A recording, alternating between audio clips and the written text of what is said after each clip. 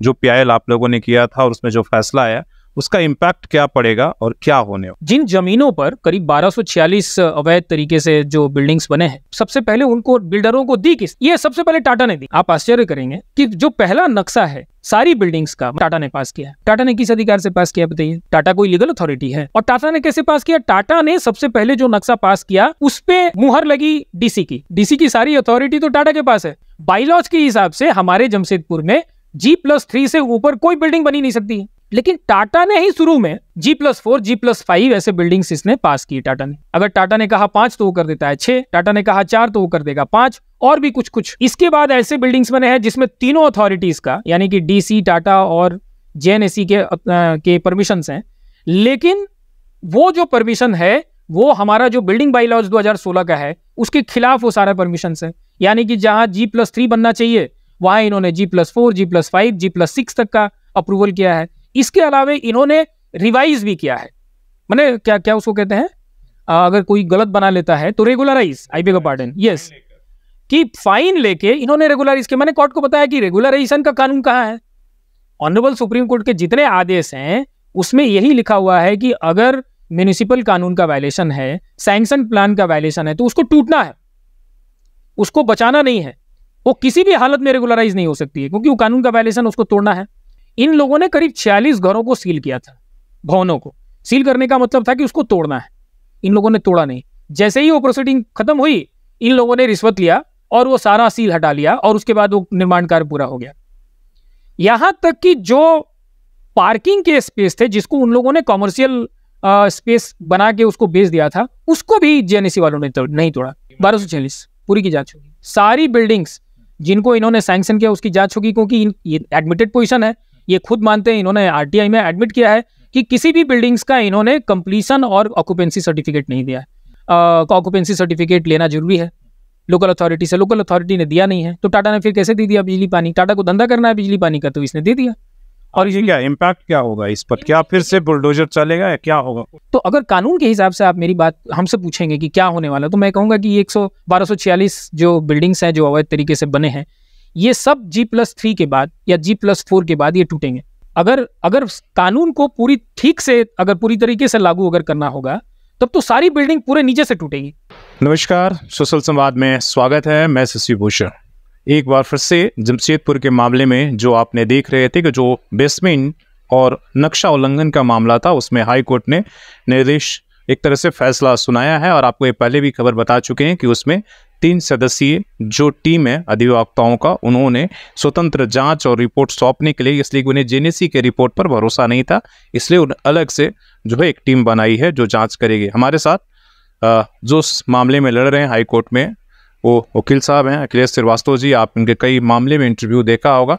कल उसका फैसला का कॉपी आया था और आज अखबारों में भी आपने खबर देखा होगा। तो सीधे पूछते हैं कि उसका इम्पैक्ट यहाँ के शहर पर और बिल्डिंग्स पर क्या पड़ने वाले हैं।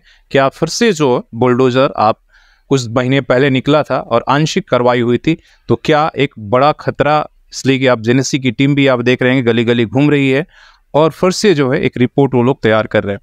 तो जो फैसला आया हाईकोर्ट का, उसमें जो पीआईएल आप लोगों ने किया था और उसमें जो फैसला आया उसका इम्पैक्ट क्या पड़ेगा और क्या होने वाला? देखिए, सबसे पहले आपको मैं बताता हूं कि हम लोगों ने एक सप्लीमेंट्री एफिडेविट फाइल किया ऑनरेबल हाई कोर्ट में। उसमें पहली बार हम लोगों ने पूरे शहर की जो वास्तविक स्थिति है वो हमने उनको बताया। हमने उनको बताया कि ये शहर बसा कैसे। ये 15,725 एकड़ लैंड जिसको जमशेदपुर हम कहते हैं, ये ज़मीन अंग्रेज़ों ने टाटा को दी इस शहर में इंडस्ट्री बनाने के लिए, और बाकी कुछ ज़मीनें पब्लिक इंटरेस्ट में, पब्लिक पर्पस के लिए इस्तेमाल की जानी थी सरकार के द्वारा। ये हुआ नहीं।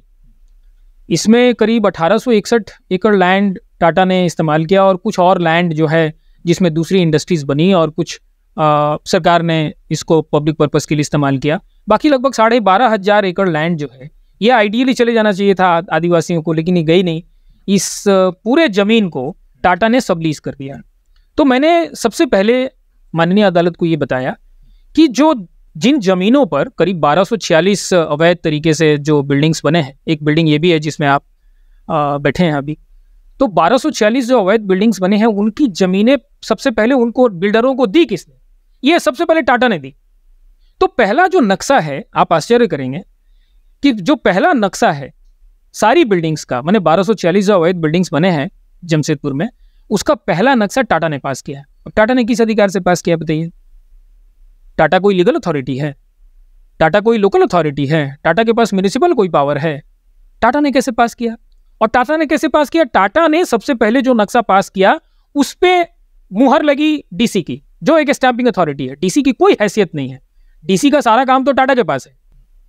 तो डीसी केवल टाटा ने जिन जिन बिल्डरों को जमीन सबलीज किया, किसी दूसरे के पास थी, बहुत सारी जमीनें बहुत दूसरों के पास थी, वहां से नाम ट्रांसफर कराया बिल्डरों ने, उसके बाद वो टाटा के पास गए। टाटा ने उनका पहला उनका जो नक्शा था वो टाटा ने पास किया और उसको अप्रूव किया या ठप्पा लगाया, सही शब्द जो है वही है कि ठप्पा लगाया डीसी ने। तो टाटा ने जो अब मैंने कोर्ट को बताया, ऑनरेबल कोर्ट को, कि टाटा ने जो नक्शे पास किए वो नक्शे हमारे पास जो बाइलॉज हैं 2016 के, जो सेंट्रल गवर्नमेंट के बाइलॉज भी हैं और स्टेट गवर्नमेंट की बाइलॉज हैं, बाइलॉज के हिसाब से हमारे जमशेदपुर में G+3 से ऊपर कोई भी मकान जो है 500 मीटर स्क्वायर फीट से लेके 3000 स्क्वायर फीट तक की जो जमीनें हैं उसमें G+3 से ऊपर, G+3 से ऊपर कोई बिल्डिंग बनी नहीं सकती है। लेकिन टाटा ने ही शुरू में G+4, G+5 ऐसे बिल्डिंग्स इसने पास की टाटा ने। उसके बाद मैंने उनको बताया ऑनरेबल कोर्ट को कि देखिए किस तरीके से जमशेदपुर में बिल्डिंग्स बने हैं। कुछ ऐसे बिल्डिंग्स हैं जिसमें टाटा से भी बिना परमिशन का बिल्डिंग्स बन गए हैं। कुछ ऐसे बिल्डिंग्स में जिसमें सिर्फ टाटा का परमिशन है, यानी कि टाटा और डीसी का परमिशन है, जेएनएसी का परमिशन नहीं है, ऐसे बिल्डिंग्स भी बने हैं। इसके बाद ऐसे बिल्डिंग्स बने हैं जिसमें तीनों अथॉरिटीज़ का, यानी कि डीसी, टाटा और जेएनएसी के परमिशंस हैं, लेकिन वो जो परमिशन है वो हमारा जो बिल्डिंग बाइलॉज 2016 का है उसके खिलाफ वो सारा परमिशंस है। यानी कि जहां G+3 बनना चाहिए वहां इन्होंने G+4, G+5, G+6 तक का अप्रूवल किया है। इसके अलावा इन्होंने रिवाइज भी किया है, मैंने क्या क्या उसको कहते हैं, अगर कोई गलत बना लेता है तो regularise, I beg pardon, yes, कि फाइन लेके इन्होंने रेगुलराइज किया। मैंने कोर्ट को बताया कि रेगुलराइजेशन का कानून कहाँ है। ऑनरेबल सुप्रीम कोर्ट के जितने आदेश हैं उसमें यही लिखा हुआ है कि अगर म्युनिसिपल कानून का वायलेशन है, सैंक्शन प्लान का वायलेशन है, तो उसको टूटना है, उसको बचाना नहीं है। वो किसी भी हालत में रेगुलराइज नहीं हो सकती है क्योंकि वो कानून का वायलेशन उसको तोड़ना है। इन लोगों ने जो जेएनएसी वाले हैं, जो जब 2011 में ऑनरेबल सुप्रीम कोर्ट में रिट संख्या 1086 बना, हाँ, ऑनरेबल हाई कोर्ट ने 1076/2011 में जब आदेश पास किया था, इन लोगों ने करीब 46 घरों को सील किया था। भवनों को सील करने का मतलब था कि उसको तोड़ना है। इन लोगों ने तोड़ा नहीं। जैसे ही वो प्रोसीडिंग खत्म हुई, इन लोगों ने रिश्वत लिया और वो सारा सील हटा लिया और उसके बाद वो निर्माण कार्य पूरा हो गया। यहां तक कि जो पार्किंग के स्पेस थे जिसको उन लोगों ने कॉमर्शियल स्पेस बना के उसको बेच दिया था, उसको भी जेएनएसी वालों ने नहीं तोड़ा। जब इस मामले में मैं पहली बार गया तो आदेश हुआ कि आप कंप्लायंस रिपोर्ट फाइल करिए। मतलब जब हम लोगों ने कहा कि 2011 के आपके जो आदेश थे उसका उल्लंघन हुआ है, तो ऑनरेबल हाई कोर्ट ने कहा कि ठीक है आप कंप्लायंस फाइल करिए। इन्होंने कंप्लायंस फाइल किया। उन्हीं 46 जो भवन हैं उसकी इन लोगों ने लिस्ट लगाई और कहा कि हमने इनको नोटिस दिया है। तो हमने अदालत को कहा कि कब तक नोटिस देंगे? 2011 में नोटिस दिया, सील किया और फिर सील वापस ले लिया। उसमें सीधा सीधी करप्शन इन्वॉल्व है।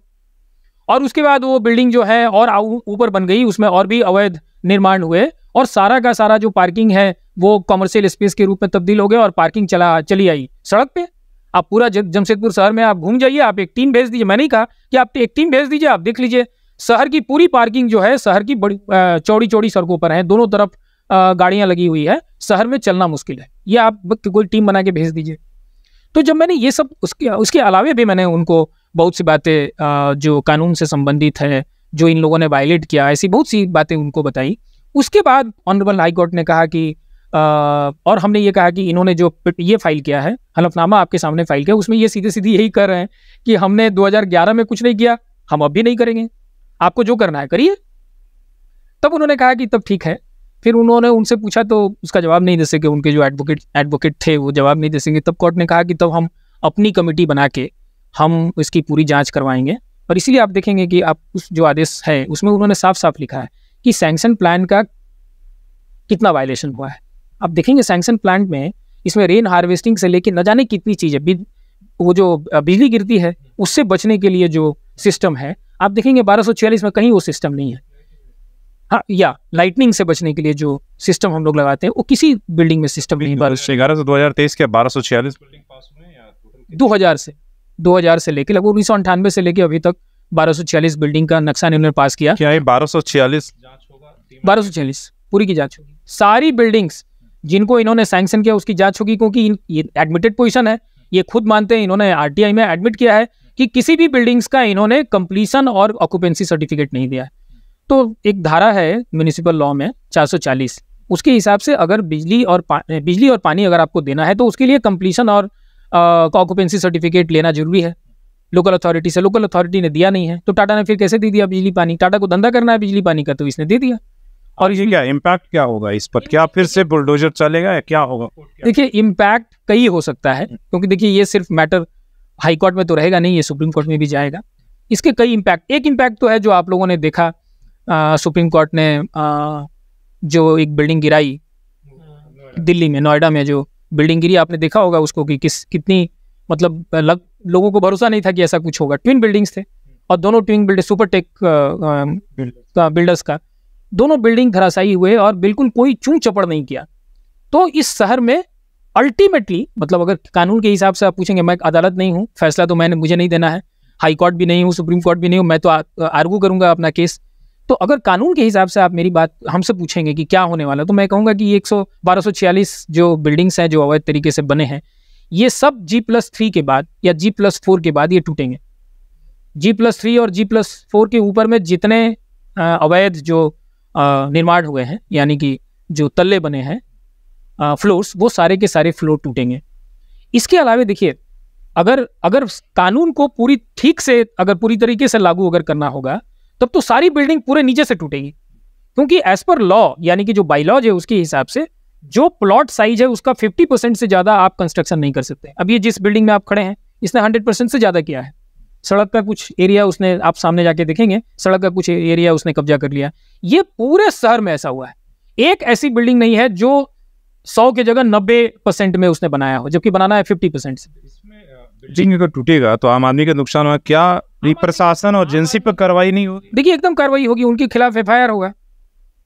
जेएनएससी के जो अधिकारी हैं, जो DC हैं, जो टाटा है, जिन लोगों ने अवैध तरीके से यानी कि बाइलॉज के खिलाफ इन लोगों ने जो सैंक्शन किया, इसमें टाटा के अधिकारियों के खिलाफ, उसके MD के खिलाफ, उसके डायरेक्टर्स के खिलाफ, जेएनएससी के पदाधिकारियों के खिलाफ, जो DC यहाँ थे उनके खिलाफ, या DC को किसी ने सैंक्शन किया होगा, अगर उसका कोई दस्तावेज होगा तो हायर अथॉरिटी में भी, मतलब चीफ सेक्रेटरी तक ये मामला जाएगा। FIR तो होगी और ये सारे लोग उसके FIR के जद में आएंगे और उसके खिलाफ कार्रवाई होगी।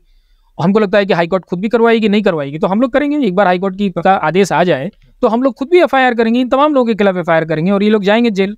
टीम जो है कब तक, अगली सुनवाई कब तक है और टीम को कब तक रिपोर्ट देना है? 6 सप्ताह तक का समय उनको दिया गया है। अभी हमको लगता है कि उन लोगों ने इंटीमेट इसलिए नहीं किया है कि जो हाईकोर्ट को सारे जो दस्तावेज थे, यानी कि जो पिटिशंस है, जो एफिडेविट्स हैं, वो सारे उन तमाम जो दस्तावेज हैं उसका जेरोक्स कॉपी करके उसकी 3 कॉपी बना के तीनों जो मेंबर्स हैं, ऑनरेबल मेंबर्स, उनको देना था। तो हमको लगता है कि शायद ये काम अभी नहीं हुआ है। तो जैसे ही हाई कोर्ट की रजिस्ट्री जो है उन लोगों को ये दस्तावेज दे देगी, वो इमीडिएटली यहाँ के जो DC हैं, जो SP हैं, उनको कॉन्टैक्ट करेंगे और स्पेशल ऑफिसर को उनके रहने की और उनके मूवमेंट आदि की और उनको टेक्निकल जो सपोर्ट चाहिए वो सारा इसको देना है, जेएनएससी को देना है। और बाकी उनको सुरक्षा और सारी चीज़ों का जो इंतजाम है और देखरेख है वो DC और SP को करना, वो आदेश में लिखा हुआ है। तो वो लोग इन तीनों अथॉरिटीज़ को कांटेक्ट करेंगे, उसको बताएंगे। तो आप समझ लीजिए कि जब ये फैसले आएंगे, हालांकि इस जमशेदपुर शहर का नक्शा चेंज हो जाएगा, पहले भी हम बार बार आपको अवेयर करते रहे हैं कि इसका इम्पैक्ट बड़ा पड़ने वाला है, सिर्फ 46 तक ये सीमित नहीं रहने वाला।